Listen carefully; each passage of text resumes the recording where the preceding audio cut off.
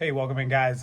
Monday, May 22nd, 2023. A little bit of a rainbow to start your day. We had some storms here. It's starting to begin to be storm season here in Florida.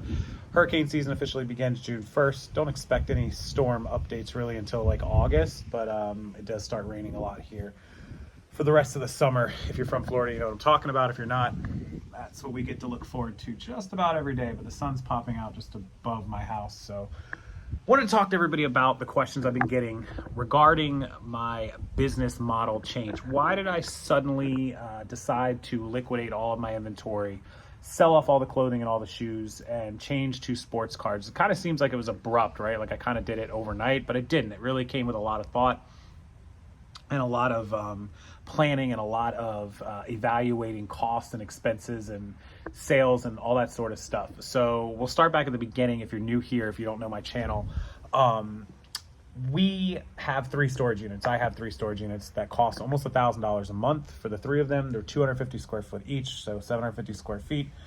And they're about 4.5, 5 miles down the road. So you're talking 10 miles round trip, sometimes twice a day. So it's a lot of driving and a lot of time to get to the storage unit that stores all of that inventory. One of them stores unlisted inventory, 2 of them store listed inventory on shelves. And so the reason for that is because even though I have a very good sized garage attached to this house, you can only hold, my car has to be inside and the golf cart is inside per our HOA rules. And you really can only hold about, if you're using one spot, about 3,000 or 4,000 listed pieces. While that's a good size store, that sounds like a lot to a lot of people.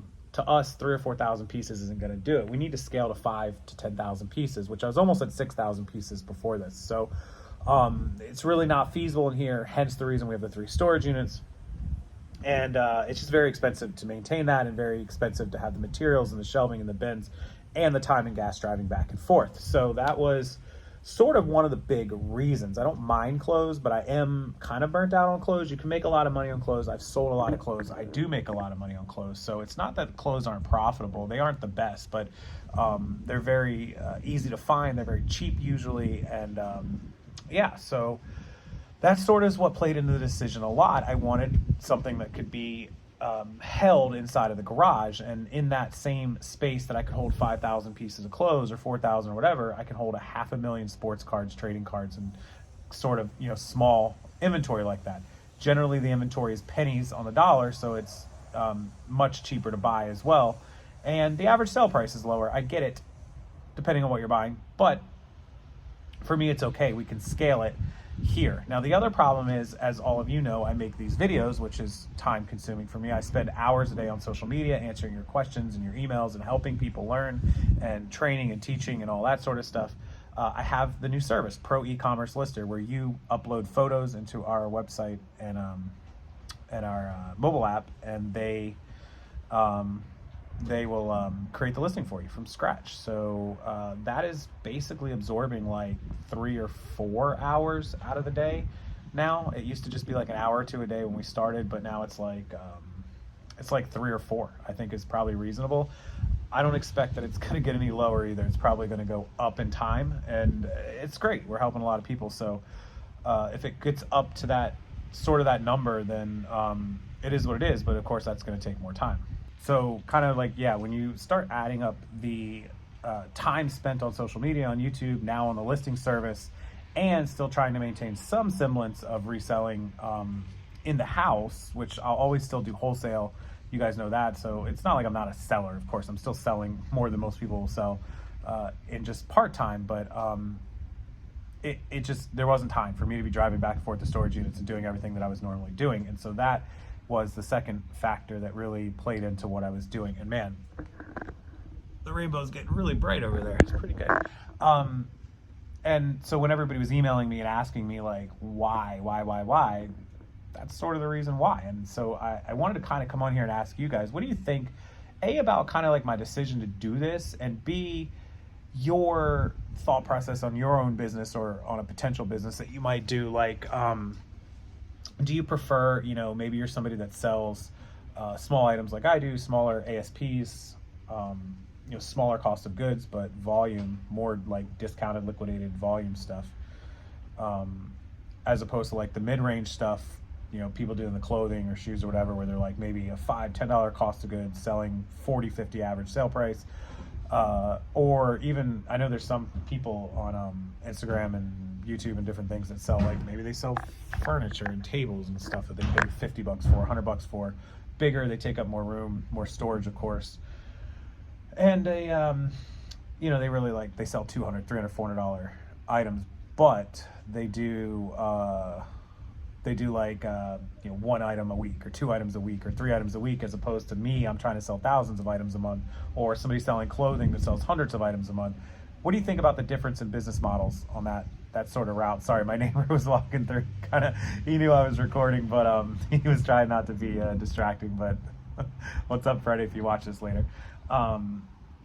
Yeah, what's the business model that you prefer? Like the small items, smaller ASP, smaller cost of goods, mid-range, or like the bigger, higher dollar items? You know, obviously dream would be, you know, I'm going to sell small Rolexes that I pay $1,000 for and sell them for $10,000, but we all know that's not really like viable. So what do you think about the business models? What do you think about what I've done? Do you think that sustainability, all that sort of stuff, just interested? Leave it in the comment section below. I can't wait to hear what you guys have to say. And that's kind of my explanation as to why I am doing what I'm doing, why I changed the business, why I sold everything off. And you know, I'm going to focus a lot of time on getting cards up, having Kate list thousands of cards, and also splitting my time here on social media and on the ProEcommercelister listing service. So if you're interested in the listing service, as always, you can email me, rockstarflipper@gmail.com. We have a website, www.proecommercelister.com. It'll all be down in the description box.